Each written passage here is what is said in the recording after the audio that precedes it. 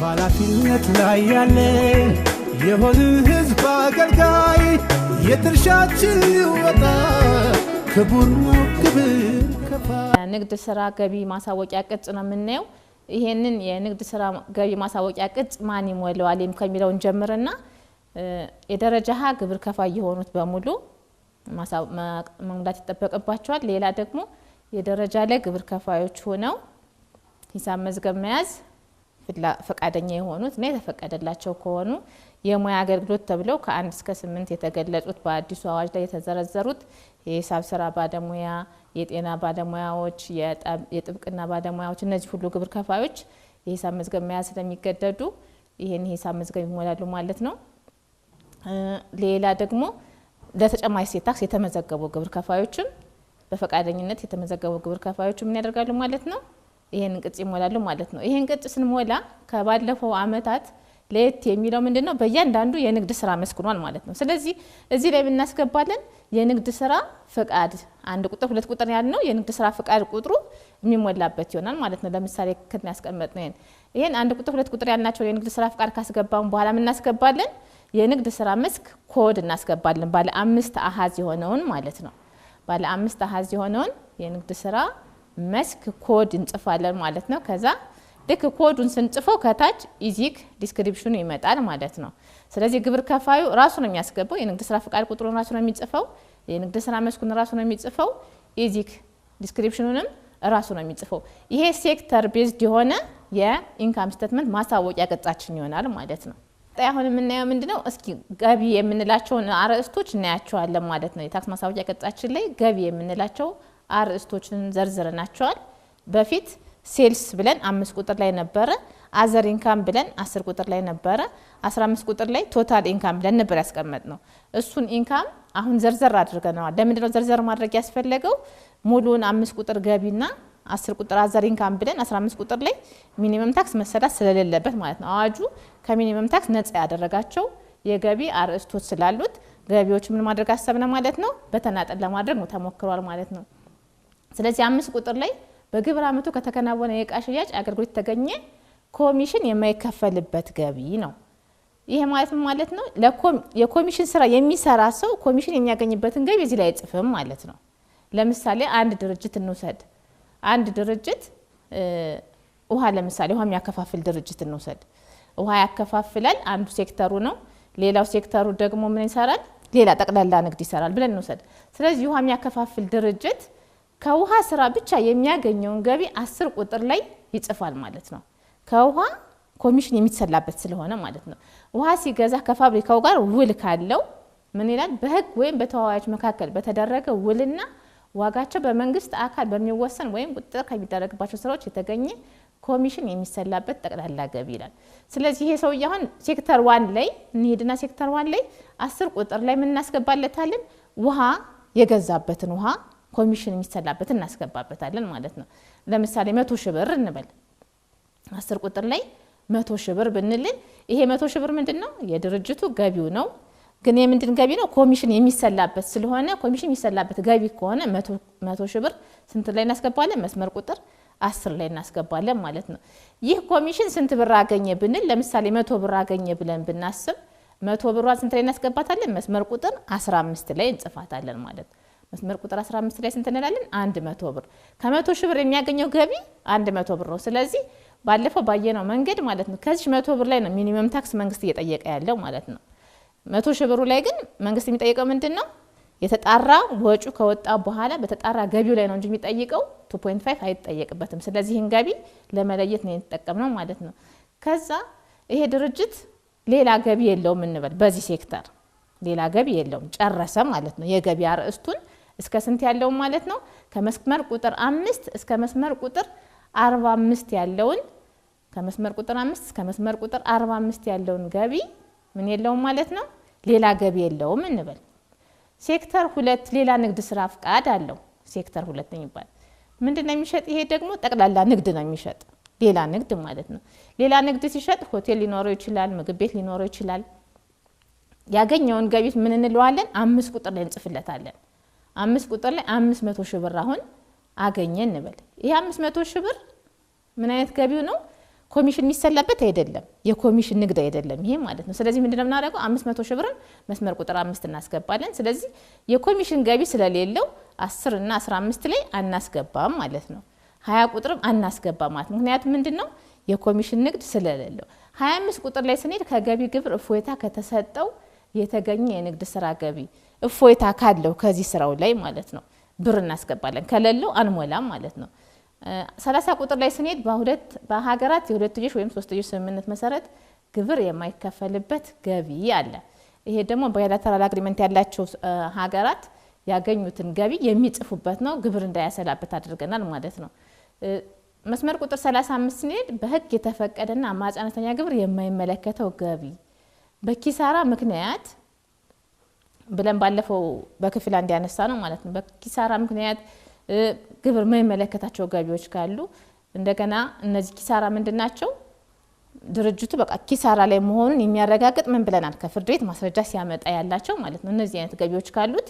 ያን ገቢ መስመር ቁጥር 35 ላይ ይጽፋል ታክስ የሚከፈልበት ሌሎች ገቢዎች ካሉት አሁን ይሄ ድርጅት ምንድነው ብለናል ምግብ ቤት ነው ብለናል የመጀመሪያ 500 ሺህ ብር ገቢ ያገኘ ብለናል አሁን ታክስ የሚከፈልበት ሌላ ገቢ ያገኘ 500 ሺህ ብር የምን ነው የምግብ የምናምን ነው ሌላ ደግሞ ወይ መኪና ነበር መኪናውን ሽጦ ወይ ደግሞ ፊክስድ አሴት ነበር ያን ፊክስድ አሴት ዲስፖዛል ሲያስወግደው ሽጦ ያገኘው ገቢ ካለ መስመር ቁጥር 40 ላይ እናስቀምጣለን ለምሳሌ እዚህ ላይ 20 ሺህ ብር እንበል እቃውን ሲያስወግድ ያገኘው ሽያጭ ገቢ ማለት ነው ስለዚህ ታክስ የማይከፈልበት የሰንጠረዥ ገቢዎችና ሌሎች ገቢዎች ማለት ደግሞ ሰንጠረዥ ላይ የተዘረዘሩት ገቢዎች ዲቪደንድ ሊሆን ይችላል ኢንተረስት ኢንካም ሊሆን ይችላል ማለት ነው ለዚህ ድርጅት የነዛን ገቢዎች ደግሞ የከፈለበትን እዚህ ጋር 100 ሺህ ብር እናስገባለት 100 ሺህ ብር ይሄ አሁን ምንድነው ታክስ የማይከፈልበት ለምን ነው ታክስ የማይከፈልበት ሰንጠረዥ የተከፈለበት ግብር የሰንጠረዥ መሰረት የተከፈለ ግብር የመጨረሻ ግብር ነው ስለሚለው አዋጁ ድጋሚ ግብር ከፋይ ግብር እንዲከፍል ስለማይገደድ ከግብር ነፃ እናረጋዋለን ማለት ነው ስለዚህ እነዚህን ገቢዎች አስገባን መስመር ሁለተኛ የንግድ ዘርፍ ላይ የመጀመሪያው ንግድ ዘርፍ ላይ አስገብተናል ሁለተኛው ንግድ ዘርፍ ላይ አስገብተናል ሁሉም የራሱን የሆነ ካልኩሌሽን ይሰራል ማለት ነው አሁን እነዚህ ሴክተሮች በሴክተር 1 ሴክተር 2 ብለን ያስቀመጥነው ማለት ነው ስለዚህ ሴክተር 1 ላይ ስንት ብር ያገኘ ድርጅቱ 100 ሺህ 100 ብር ነው የሚሆነው 100 ሺህ 100 ብር ምን ነው የድርጅቱ አጠቃላይ ገቢ ይሄ ብቻ ነው ማለት ነው ስለዚህ መስመር ቁጥር 50 ላይ ምን እናሳያለን ማለት ነው አጠቃላይ የድርጅቱ ገቢ 100 ሺህ 100 ብር ሁለተኛው ሴክተር ደግሞ ስንት አደረግነው ሁሉን ገቢውን እንደመር ከላይ 500 ሺህ ብር ብለናል መስመር ቁጥር 5 ከዛ መስመር ቁጥር 40 ላይ 20 ሺህ ብር አለው 45 ላይ 100 ሺህ ብር አለው ስለዚህ 620 ሺህ ብር ደግሞ ምን ይሆናል ማለት ነው የሴክተር 2 አጠቃላይ ገቢ ይሆናል ማለት ነው ከነዚህ ገቢዎች ውስጥ ፕሮፊት ታክስ የሚሰላበት የትኛው ነው አማራጭ ታክስ የሚሰላበት የትኛው ነው የሚለውን በዝርዝር ያሳየናል ማለት ነው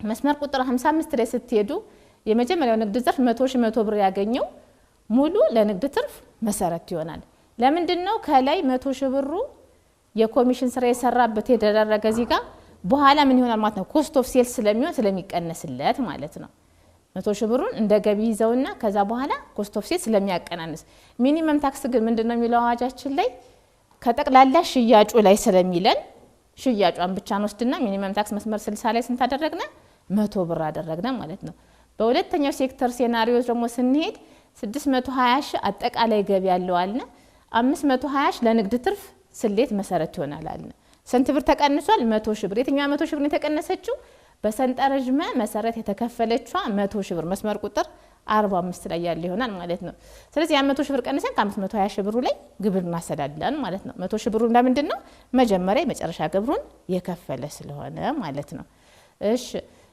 አማራጭ አነስተኛ ግብር ደግሞ ሲያሰላ 520 ሺህ ብር ዘሴም ነው ያደረገው ለምንድነው ሁሉም አማራጭ አነስተኛ ግብር የሚመለከታቸው ስለሆኑ ማለት ነው የማይመለከተው ገቢ ብናስገባ ያን ይቀንሳል ማለት ነው ስለዚህ ይሄን ካልኩሌሽን ሲስተሙም ራሱ ይሰራዋል እናንተም እንዴት እንደሚሰራ በግልጽ የመስመር ቁጥሮች ስለተቀመጡ በዛ ማየት ትችላላችሁ ማለት ነው የመጀመሪያውን የተሸጡ ዕቃዎች ወይም አገልግሎት ዋጋ መስመር ቁጥር 65 ላይ ምን ይላል ኮስት ኦፍ ጉድስ ሶልድ ምንላቸው የመጀመሪያው ድርጅት ካስታወሳችሁ 100 ሺህ ብር ምንድነው ብለናል የኮሚሽን የሚሰራበት ዕቃ የተገዛበት ነው ስለዚህ 100 ሺህ ብር ኮስት አለው ማለት ነው ያ 100 ሺህ ብር ከሆነ ኮስቱ 100 ሺህ ብሯን እዚህ ጋር እናስቀምጣታለን ማለት ነው ከ100 ሺህ ብር በላይም ሊሆን ይችላል 101 ሺህ ብር ማድረግ ትችላላችሁ ያወጣውን ወጭ ኮስት ይብሎ ያዘውን ኮስት ይዛል ከዛ ግሮስ ፕሮፊቷ ስንት ትመጣለች 100 ሺህ ብር ትመጣለች ማለት ነው። የድርጅቱ የተጣራ ትርፉ 100 ሺህ ብር ናት 100 ብር ናት ማለት ነው።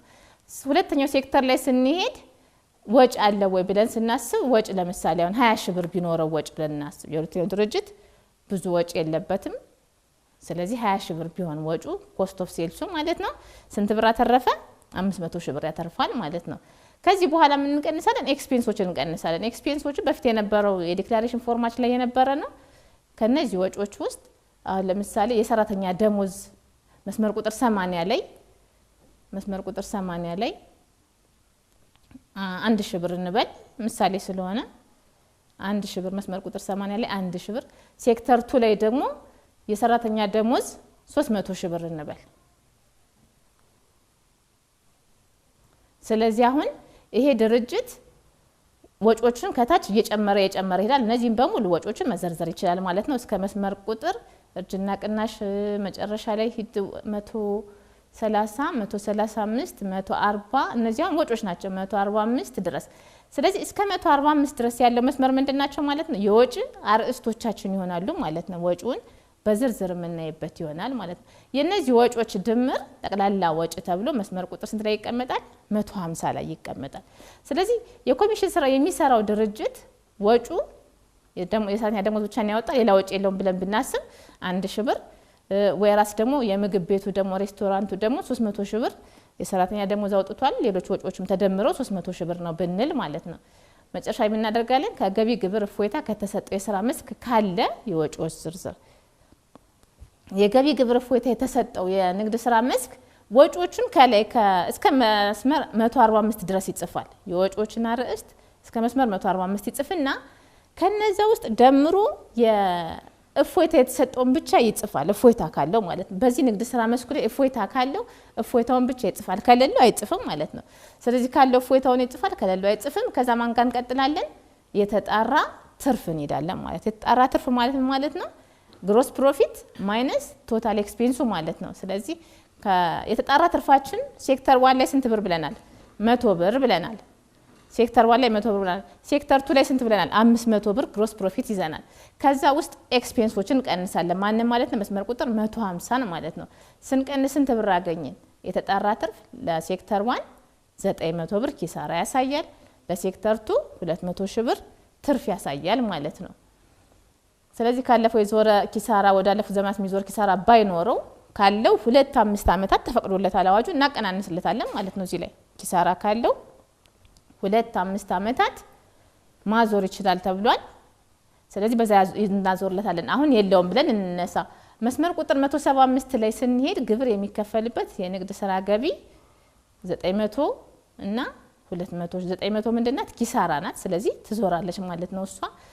ከዛም ወደ መስመር 180 ስንሄድ መደበኛ ግብር ስንት ነው የሚከፈለው? መደበኛ ግብር ለድርጅቶች ስንት ነው ብለናል? 30% ፍላት ሬት ነው፣ ተቀናሽ አይኖረውም። ለግለሰቦች ደግሞ ከ15% እስከ 35% ነው። ተቀናሹ አንድ ጊዜ ብቻ ኤክሰርሳይዝ ይደረጋል። ምክንያቱም 2-3 በየሴክተሩ ኤክሰርሳይዝ አይደረግም።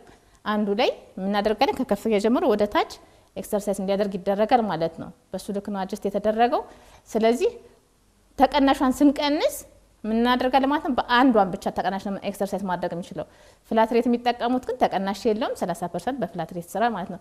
ስለዚህ የ900 ብር 30% አናሰላም። ለምን? ኪሳራ ላይ ስለሆነ በቃ 30% ግብር አይኖረውም ማለት ነው። የ200 ሺህ ብር 30%ቱ 60 ሺህ ብር ይመጣል ማለት ነው። ከዛ አማራጭ አነስተኛ ግብር እናሰላለን ቀጥለን። መስመር ቁጥር 185 ምን ይላል? አማራጭ አነስተኛ ግብር። አማራጭ አነስተኛ ግብር በምን መሰረት ነው ብለናል? ከጠቅላላ ገቢው ብለናል። ስለዚህ ጠቅላላ ገቢው የዚህ ድርጅት ስንት ብር ነበር ያልነው ቅድም? የዛችን ብር F25 ላይ ያለችዋ ማለት ናት። F25 ማለት ለአማራጭ አነስተኛ ግብር ስሌት መሰረት የምትሆነን ስንት ናት ብለናል? 100 ብር አለ የኮሚሽን ገቢው። ከኮሚሽን ከተጣራ ገቢው ላይ ምን አስሉ ነው ያለ? 2.5 አስሉ ስላለን የ100 ብር ስንት ትሆናለች ማለት ነው? 3 ብር ትሆናለች ማለት ነው። ስለዚህ 3 ብር ሚኒመም ታክሷ የምትሰለዋ ትሆናለች ማለት ነው። ወይራስ ደግሞ 60 ሺህ ብር ያተረፈው ድርጅት ደግሞ 13 ሺህ ብር ምን ይሆናል ማለት ነው? አማራጭ አነስተኛ ግብር 2.5%ቱ ከስንት ብር ላይ ያሰላን ማለት ነው? ከ500 ሺህ ብር ላይ 520 ሺህ ብር ላይ የተሰላው ይሆናል ማለት ነው። ስለዚህ 13 ሺህ ብር ያከፍ እንትን ይላል መክፈል አለብህ ይላል አማራጭ አነስተኛ ግብር።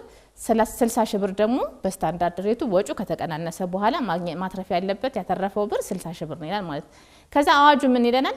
ከሁለቱ ከሚኒመም ታክስና ከስታንዳርድ ሬቱ የበለጠውን ውሰድ ይላል። ስለዚህ ምን እናደርጋለን? ሴክተር 1 ላይ ስንመጣ ምንድነው ኪሳራ ነው 180 ላይ ኪሳራ ስለሆነ ምንም ብር የሚከፍሉ አይኖረንም። አማራጭ አነስተኛ ግን ክፈል ተብሏል። ምን ያክል 2.5% ስንት ብር ይከፍላል ማለት ነው? 3 ብር ይከፍላል ማለት ነው። ስለዚህ ተከፋዩ ስንት ትሆናለች? 3 ብር መስመር 190 ይቀመጣል። ቀጣዩ ደግሞ ሴክተር 2 ላይ ስንሄድ 60 ሺህ እና 13 ሺህ የሚበልጠውን ውሰድ ነው ያልነው። ከ60 ሺህ እና ከ13 ሺህ ከፍተኛ ውሰድ አልነው። ስለዚህ ማን ይመጣል ማለት ነው? 60 ሺህ ከፍተኛ ስለሆነ 60 ሺህ ያስከፍሉት ያልፋል ማለት ነው። ከውጭ ሀገር የተገኘ የተጣራ ገቢ ካለው ውጭ ሀገር ለምሳሌ አሁን 30% ግብር ይከፈል እኛ ጋር 30% ነው የሚከፈል። ውጭ ሀገር እየሰራ ያለ ያ ድርጅት 25% ቢያስከፍለው የውጭ መንግስት ማለት ነው ልዩነት ስንት ትኖረናለች? የኛ ስታንዳርድ ሬት 30 ስለሆነች 5% ልዩነት ይኖራል። ያችን 5% ልዩነት ለኛ አምጥቶ እዚህ ጋር ያስገባልናል ማለት ነው። የውጭ ሀገር ድርጅቱ ደግሞ 40% ከሆነ ያስከፈለው የኛ ሀገር ታክስ ሬት ደግሞ 30% ነው። 10% ኦቨር ከፍሏል ማለት ነው። ስለዚህ ለኛ ሀገር የሚከፍለን አይኖረውም ማለት ነው። እቺን 10% ኦቨር የከፈላትን በሚቀጥለው አመት ሲመጣ ተቀናሽ የሚከፍለው ብር ከዛ በላይ ከሆነ ማለት ነው ከ30% በታች ሆኖ አሁን ለምሳሌ 20% ቢሆን በሚቀጥለው አመት ሰርቶ ያገኘበት ሀገር የግብር ምጣኔ 20% ብትሆን 10%ቷ እዛው ትጣጣለታለች ማለት ነው። እዚህ ጋር ግን ክሬዲት አንይዝለትም እንዳለ ግን እዛው ላይ ግን በየአመቱ እንዲያጣጣ አዋጅ ፈቅዶለታል። ቀጣይ መስመር ቁጥር 200 ከውጭ ሀገር የተገኘ ገቢና በአገር ውስጥ የተገኘ ገቢ መስመር 190 እና 195 የሁለቱ ድምር ይቀመጣሉ ማለት ነው። ከዛ መስመር ቁጥር 205 ላይ ስንሄድ ባለፈው አመት በብልጫ የተከፈለ አማራጭ አነስተኛ ግብር። አሁን ባለፈው አመት ኦዲት የተደረጉ ድርጅቶች አሉ። ኦዲት ሲደረጉ በሴክተር ቤዝድ ስላልተደረገ በኮንሶሊዴቱ ስለሆነ የተደረጉት በዚህ አመት ምን አደረግነው? በፕሮፖርሽን እንዲቀነስላቸው አድርገናል ማለት ነው። ማግኘት ያለባቸውን ተቀናሽ እንዲያገኙ ኤክሰርሳይዝ እንዲያደርጉ በገቢ ፕሮፖርሽን ሰርተንላቸዋል። ስለዚህ ይሄ የተሰራበት በገቢ ፕሮፖርሽን ባለፈው አመት የተረጋገጠ ብር አሁን ለምሳሌ እዚህ ላይ ብሯ ትንሽ ስለሆነች 50 ብር አድርግ እስኪ 50 ብር አሁን 205 ላይ መስመር ቁጥር 50 ብር ባለፈው አመት ኦዲት ተረጋገጠ። እዚህ ጋር ደግሞ 60 ሺህ ብር 80 ሺህ ብር እናርግለት 80 ሺህ ብር እናድርግለት። ስለዚህ ባለፈው አመት በብልጫ 80 ሺህ ብር ከፍሎን ነበር ባለፈው አመት ማለት። በዚህ አመት ግን እንዲከፍል የተፈለገው ግብር ስንት ሺህ ብር ነው? 60 ሺህ ብር ነው። ስለዚህ ይሄ ድርጅት የዘርፉ አማራጭ አነስተኛ መቶኛ ድርሻው ስንት ነው ብለን ለማለት ምን መሰረት እናደርጋለን? የዚህን አመት ጠቅላላ የሽያጭ ድምር እንደምርና ከዛ ሬሽዮ እንሰራለን ማለት ነው። ስለዚህ የሽያጭ ድምሩን የት ላይ እንሰራዋለን? አጠቃላይ ሴልስ ንግድ ትርፍ የሚሰላበት ሴልስ ያልነው መስመር ቁጥር ከላይ ማለት ነው 50 60 ወደ ታች 60 አጠቃላይ ገቢ ያልናት ማለት ነው። ይችኛዋን ገቢ ለንግድ ትርፍ ግብር የስሌት መነሻ የሚሆን መስመር ቁጥር 55 ላይ ያሉትን እንደምራቸዋለን። ስንት አለው? 100 ሺና 100 ሺ 100 እና 520 ሺ አለ። 600 ሺ 620 ሺ 100 አለን ማለት ነው። 620 ሺ 100 ስለዚህ 620 ሺ 100ን ሬሽዮ እንሰራለታለን ከ100 ሺ ጋር እያደረግነ ማለት ነው። ከ100 ሺ ጋር እያደረግነ 620 ሺ 100 እዚህ ጋር አሁን እዚህ ጋር ፕላስ 100 ሺ 100 አይ 100 ሺ 100 100 ሺ 100 ወይም ያችኛን ለእንቱና ማካፈል 100 ሺ 100 ሲካፈል 620 ሺ 100 ፐርሰንቴጇ ተጥፋ አሁን ስንት ይሆናል ማለት ነው? 16% የዚች ዘርፍ ይሄን ግብር ከፋዩ ነው የሚያሰለው። ባለፈው አመት ኦዲት ተደርጎ መስመር ቁጥር 205 ላይ ኦዲት ተደርጎ የተረጋገጠውን ብር ለማወቅ በገቢው ሬሽዮ የሚሰራው ማንኛው ነው? ግብር ከፋዩ። ከላይ ያለው መስመር ቁጥር 55 ላይ ያሉት ድምሮች በሙሉ የሁሉም ሴክተር ይደመርና ከዛ በኋላ ይችኛዋ ሴክተር 1 ከአጠቃላይ ድርሻው ስንት ነው? አሁን ያደረግነው ስንት ነው? የሴክተር 1 ጠቅላላ ገቢ ስንት ነው? 100 ሺ 100 ብር አደረግነ። ጠቅላላ ገቢው ደግሞ የሁለት ሴክተር ብቻ ስላለ ይሄ ድርጅት ብለን ስንነሳ 620 ሺ ብለናል። ስለዚህ 100 ሺህ 100 ሲካፈል ለ600 20 ሺህ አድርገን 16% ይች ትወስዳለች ማለት ነው። የሚቀጥለው ሴክተር ደግሞ ስንት ይሆናል ማለት ነው? 600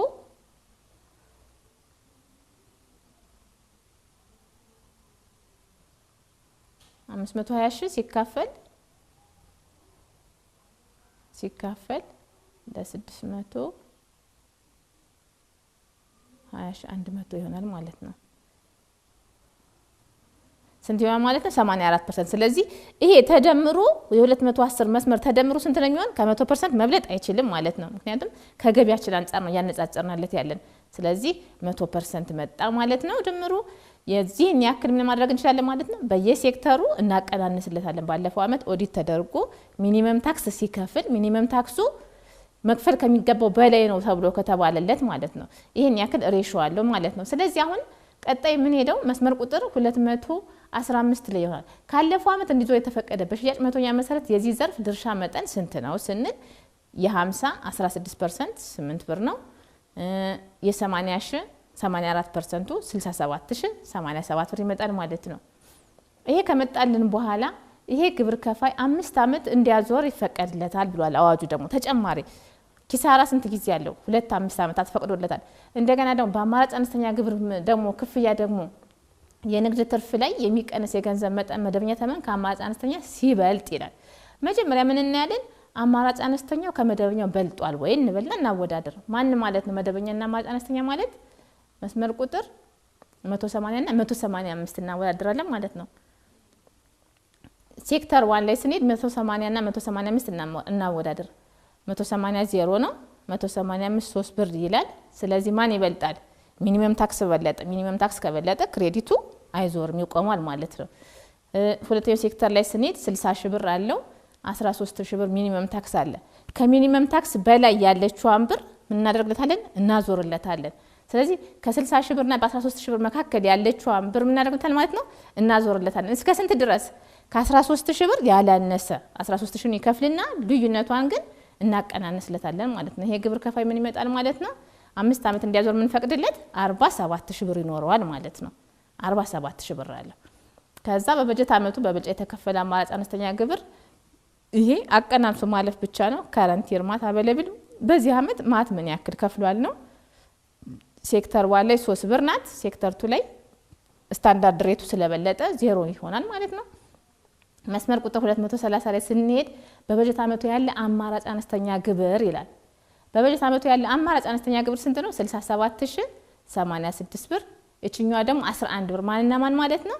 8 እና 3 ማለት 8 ከባለፈው አመት ክሬዲት የተደረገለት ነው። 3 ብር ደግሞ በዚህ አመት ማቷ ናት። ይችን ማት ኤክሰርሳይዝ ማድረግ የሚችለው ኦዲተር ሲያረጋግጥለት ነው። 3 ብር አለች አይደል? ይችን 3 ብር ምን ኤክሰርሳይዝ ማድረግ የሚችለው ከ11 ብር ላይ መስመር ቁጥር 230 ላይ ማለት ነው። አቬሌብል ማት ክሬዲት ያልናት 11 ብር ምንድነው የምትሆነው? 3 ብሯ የዚህ አመት ናት። የዚህን አመት ምን ቀንስለት መቼ ነው? ኦዲት አፕሩቭ ሲያደርግለት ለኔክስት ይር ምን ቀንስለት፣ ለዚህ አመት ታይታ ብቻ ነው የምታልፈው ማለት ነው። ስለዚህ 11 ብር አለችን። እዛኛው ላይ ግን ሴክተር 2 ላይ 67086 ብር ይኖረናል ማለት ነው። ከዛ መስመር ቁጥር 235 ሄድ ማት ክሬዲት ምን ያክል ተጠቀመ? ማት ክሬዲት ዩዝድ ነው የሚለው ምን ያክል በበጀት አመት የተጠቀመው አማራጭ አነስተኛ ግብር በማቀናነስ የሚፈቀድለት። ይሄ ድርጅት ባለፈው አመት ኦዲት ተደርጎ አፕሮቫል ስላገኘ 80 ሺህ ብሯን የዛችን ብር ነው የምንቀንስለት። በአሁኑ አመት ደግሞ ምን ስለሆነ ስታንዳርድ ሬቱ ከሚኒመም ታክስ ኦቨር ከሆነ ብቻ ነው ይሄን ኤክሰርሳይዝ ማድረግ የሚችለው ማለት። አማራጭ አነስተኛ ግብሩ ምን ጊዜም አይቀርም። ስታንዳርድ ሬቱ ግን የሚሆነው ምንድነው? ባለፈው አመት ኦቨር አስከፍለን በሚኒመም ታክስ መሰረት ከፍለህን ቆይ ያለው መንግስትና ከዛ በኋላ ምን አደርግልሃለሁ 5 አመት አቀናንስልሃለሁ ስላለው 47 ሺህ ብሩን ማቀናነስ ይችላል ማለት ነው። ስለዚህ ተከፋይ ግብሩ ስንት ትሆናለች ማለት ነው? 13 ሺህ ብር ብቻ ይሆናል ማለት ነው። ይሄ የሚኒመም ታክስ ተግባራዊ ባይደረግ ኖሮ ስንት ነበር የሚከፍለው የግብር ከፋይ? 60 ሺህ ብር ነበር እና 60 ሺህ ብር ይከፍል የነበረውን 5 አመት አዞርልሃለሁ በሚቀጥለው አመት ማትራፊ ይሆንክ ከመጣ ለ5 አመት ያንን አቀናንስልሃለሁ ስላለው 60 ሺህ ብር ይከፍል የነበረውን ግብር ከፋይ ስንት ብር እንዲከፍል ያደረገው ማለት ነው? 13 ሺህ ብር። ባለፈው አመት ደግሞ በሚኒመም ታክስ አንተ ብትከስረን ከፍለህን ስለነበር አሁን ደግሞ እኔ እመልስልሃለሁ ብሎ 47 ሺህ ብር ቀሪ በማድረግ 13 ሺህ ብር እንዲከፍል ይሆናል ማለት ነው። በሴክተር 1 3 ብር ነው ሚኒመም ታክሷን የከፈለ ማክሲመም ታክስ 30% ስለሌለው ማለት ነው።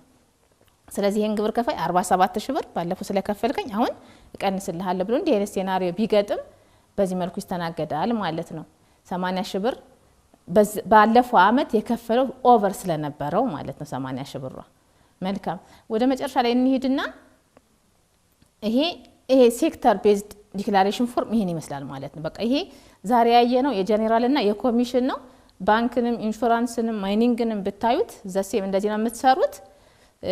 ሐሳቡ አንድ አይነት ተመሳሳይ ነው። ፎርሞቹ ግን ለየብቻ ስለሚቀርቡ ነው። ሴክተር እንትናችሁን ኢምፖዚሽን ቤዛችሁን ከምዝገባ ጋር አረጋግጣችሁ በትክክለኛ ኢምፖዚሽን ቤዝ እንዲገባላችሁ ሲስተም ላይ ኦቨርላፕ ያደረገ ነገር እንዳትከፍሉ፣ ግብር ከፋይም እንዳይጎዳ፣ ተቋም መንግስትም እንዳያጣ ማግኘት ያለበት እንዳያጣ ማለት ነው። ስለዚህ ከዚህ ቀጥለን ወዴት እንሄዳለን? ወደ ተጠቃለለው ፎርም እንሄዳለን። አሁን ይህ የማጠቃለያ ቅጽ ደግሞ ከመስመር ቁጥር 5 እስከ መስመር ቁጥር ይሄ ባንክና ኢንሹራንስ አይጨምርም። ማን ማለት ነው? ጠቅላላ ንግድ የሆነና የኮሚሽን ስራ የሚሰራ ሰው በዚህ ዲክላሬሽን ፎርም ይሞላል ማለት ነው። በዚህ ቅጽ ይሞላል ማለት ነው። ስለዚህ ከመስመር ቁጥር 5 ጀምሮ ምንድነው የሚያረጋቸው? በየሴክተሩ የነበሩትን እየደመረ ነው የሚያመጣልን ማለት ነው። እናንተ ምንም አትሰሩም፣ ሲስተሙ ራሱ ደምሮ ያመጣዋል ማለት ነው። ወይም እናንተ ኮንሶሊዴትድ ፋይናንሻል ስቴትመንታችሁ ላይ የታየውን ብር ጋር እኩል መሆን አለበት ማለት ነው። እዚህ ቅጽ ላይ አሁን እስከ መስመር ቁጥር ስንት ድረስ ማለት ነው? እስከ መስመር ቁጥር 235 ድረስ ራሱ እየደመረ ነው የሚያመጣላችሁ። ከመስመር ቁጥር 240 ሊንክ ይደረጋል። መስመር ቁጥር 240 ላይ ተከፋይ ግብር በሁሉም የንግድ ስራ መስኮች በዚሁ የመስመር ቁጥር ላይ ያሉትን ድምር ያሳያል ይላል። በሁሉም ያለው ቅድም ስንት ብለናል? ጄኔራልና ኮሚሽን ላይ ስንመጣ በቅድሙ ሽታችን ላይ ስንት ብለናል? ተከፋዩን ብር መስመር ቁጥር 240 ላይ ያለው 3 ብርና 13000 ብር ብለናል ማለት ነው። ስለዚህ እቺ ናት የምትከፈል 3 ብርና 13000 ብር ወዴት ትሄዳለች ማለት ነው? ተደምራ ወደዛኛው መስመር ትሄዳለች ማለት ነው። 13000 3 ብር ትሄዳለች ማለት ነው።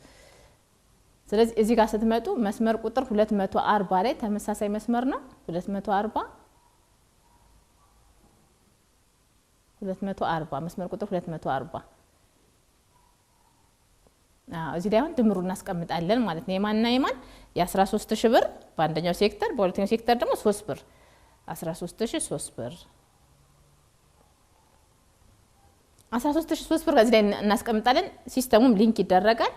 እናንተም ኢፋይል የምታደርጉ ግብር ከፋዮችም እዚህ ጋር ታስገባላችሁ ይሄንን ብር ማለት ነው። ከዛ ወደ ቀጣይ ዓመት የሚዞር አነስተኛ ግብርን ተደምሮ ነው የሚመጣ። መስመር ቁጥር 245 ተደምሮ ነው የሚመጣ። በሁሉም የንግድ ስራ መስክ በዚሁ መስመር ላይ ያሉት ቁጥሮች አማውንቶች በሁሉም ሴክተር ተደምሮ ይመጣል። መስመር ቁጥር 250 ላይ ስንሄድ በየሩብ ዓመቱ የተከፈለ ክፍያ። አሁን ባለፈውም በክፍል 1 ፕሬዘንቴሽን ላይ ገልጨላችኋለሁ። የከፈለውን ብቻ ግብር ከፋው የከፈለው ምን ማለት ነው?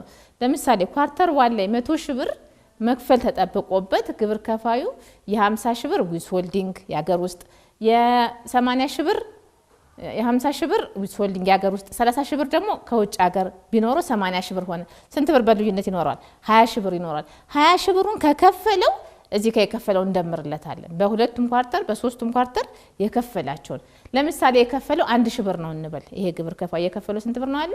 1,000 ብር ነው አለ። ስለዚህ 1,000 ብር ከፈለ። ከዛ አመቱ ላይ ሲያጠቃልል ደግሞ በአመቱ መጨረሻ በሀገር ውስጥ ግዥ በ12ቱም ወር ስንት ብር አደረገ እንበል? 10,000 ብር እንበል። 10,000 ብር ዊዝ ሆልዲንግ ቅድመ ግብር አለው። ከውጭ ሀገር ሲያስመጣ ደግሞ የከፈለው ደግሞ 15,000 ብር አለው እንበል። ከውጭ ሀገር ደግሞ የጉምሩክ ላይ ደግሞ የከፈለው 15,000 ብር ቢኖረው፣ ስለዚህ አጠቃላይ ይሄ ግብር ከፋይ የግብር አመቱ ከመጠናቀቁ በፊት ስንት ብር ቀድሞ ከፈለን ብንባል 250፣ 55 እና 60 ይሆናል ማለት ነው። አድቫንስ ፔመንት የከፈለን 1,000 ብር፣ 255 ላይ የከፈለን የሀገር ውስጥ ግዢዎች ላይ ዊዝ ሆልድ የተደረገው 10,000 ብር፣ 260 ላይ የተከፈለው ከውጭ ሀገር እቃ ሲያመጣ የከፈለው ቅድመ ግብር አጠቃላይ 26,000 ብር ምናለው ማለት ነው። ቀድሞ የከፈለን ግብር አለው። ግብር ከፋዩ ግን መክፈል ያለበት ስንት ነው? መስመር ቁጥር 240 ላይ ያለው 13,000 ብር ነው። እሱ ግን ስንት ከፍሎናል? 26,000 ብር ከፍሎናል። ስለዚህ 26,000 ብር ከከፈለን 270 ላይ ምን ይመጣል ማለት ነው? በቀሪ መከፈል ያለበት ግብር ወይም ተመላሽ ይላል። በብራኬት ውስጥ ሆነ ማለት መክፈል ያለበትና የከፈለው ልዩነቱ ኔጌቲቭ ነው ማለት ነው። ስለዚህ ግብር ከፋዩ ተመላሽ አለው ማለት ነው። 12997 ብር ተመላሽ ይኖረዋል ማለት ነው። ይሄ ተመላሽ በኦዲት ተረጋግጦ የሚሰጠው ይሆናል። ወይራስ ግን ይችን 1,000 ብሯ ከፍ እናርጋትና 250 አድቫንስ ፔመንት ግብር ከፋዩ የከፈለው ብዙ ቢሆን ብለን እንውሰድ ብዙ ቢሆን 15000 ብር እናርጋ ወይ 20000 ብር 15000 ብር ቢከፍለን ግብር ከፋዩ መክፈል ያለበት ስንት ሺህ ብር ነው ነበር 13000 ብር ነው መክፈል የነበረበት መስመር ቁጥር 240 ላይ ያለው ማለት ነው ግን ግብር ከፋዩ በቅድመ ክፍያ ባለፈው አመት ደህና ገበያ ስለነበረው ደህና ግብይት ስለነበረው በየሩብ አመቱ የከፈለው 15000 ብር ብዙ ነው ብለን እንውሰድና መክፈል ያለበት 13000 ብር ነው ስለዚህ በልዩነት ያለችዋ 1997 ብር በብልጫ በየሩብ አመቱ የተከፈለ ቅድመ ክፍያ ተመላሽ ትሆናለች ማለት ነው ማንኛውም ማብራሪያ መጠየቅ የምትፈልጉት ነገር ካለ ገቢዎች ሚኒስቴር ዋና መስሪያ ቤት መጣችሁ ታክስ ማሳወቅ ህንጻ ሀልታ ውሃ ላይ 3ኛ ፎቅ ላይ እንገኛለን መጣችሁ መጠየቅ ትችላላችሁ በስልክ መጠየቅ የምትፈልጉት ማንኛውም ማብራሪያ መልስ እንሰጣለን ማለት ነው ስላዳመጣችሁኝ ከልብ አመሰግናለሁ መልካም ጊዜ